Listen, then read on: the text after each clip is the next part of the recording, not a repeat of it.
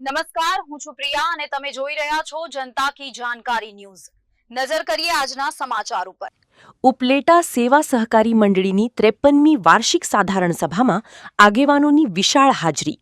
મંડળી વાર્ષિક 10 લાખનો નફો। સેવા સહકારી મંડળીની 53મી વાર્ષિક સાધારણ સભા લેવા પટેલ સમાજ ખાતે પ્રમુખ હરિભાઈ ઠુંબર ભોલેના પ્રમુખ સ્થાને મળી હતી, જેમાં વાર્ષિક અહેવાલ રજૂ કરવામાં આવેલ। ચાલુ વર્ષે મંડળીએ 10 લાખ રૂપિયાનો નફો કરતા પ્રમુખ હરિભાઈ સભાસદોને 8% અને ધિરાણ લેતા ખેડૂતોને ભેટ આપવાની જાહેરાત કરી હતી। આ પ્રસંગે પૂર્વ ધારાસભ્ય છગનભાઈ સોજીત્રા, નગરપાલિકા પ્રમુખ વર્ષાબેન ગજીરા, જિલ્લા બેંકના ડિરેક્ટર નરસિંહભાઈ મોગલપરા, સહકારી સંઘના પ્રમુખ ગોપાલભાઈ સખિયા, ડીબી રામાણી, નરેશભાઈ લક્કડ, કેડી ગજીરા, વલ્લભભાઈ સોજીત્રા, શાંતિલાલ ગજીરા, કિશનભાઈ વસોયા, દીપકભાઈ ઠીસિયા, વલ્લભભાઈ મુરાણી, બટુકભાઈ મુરાણી સહિતના આગેવાનો ઉપસ્થિત રહ્યા હતા।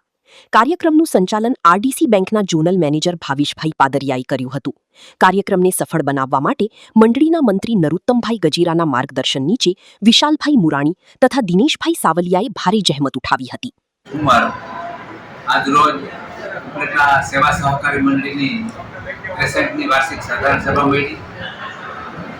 આજે જે કાંઈ વર્ષ દરમિયાન મંડળીએ વેપાર કર્યો હોય એના હિસાબો માટેનો દિવસ એટલે સાધારણ સભા। ખેડૂતોમાં ખૂબ ઉત્સાહ હતો। મંડળીએ 10 લાખ જેવો નફો કરી અને 8%નું ડિવિડન્ડ આપ્યું છે।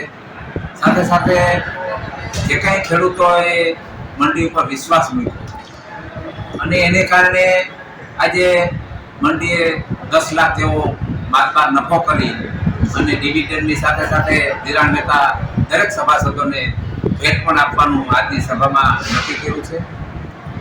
રાજકોટ જિલ્લાનું જે સહકારી માળખું જયેશભાઈ રાદડિયાના નેતૃત્વ નીચે હાલે છે, એ સહકારી માળખું ઉત્તરોત્તર પ્રગતિ કરે એવા ઐતિહાસિક નિર્ણયો માનનીય શ્રી જયેશભાઈ રાદડિયાએ બેંક મારફત આપ્યા છે અને એનો સીધો લાભ ખેડૂતોને મળે છે। ત્યારે આ તકે હું જયેશભાઈનો પણ ખૂબ આભાર માનું છું। જય સહકાર, ભારત માતા કી જય।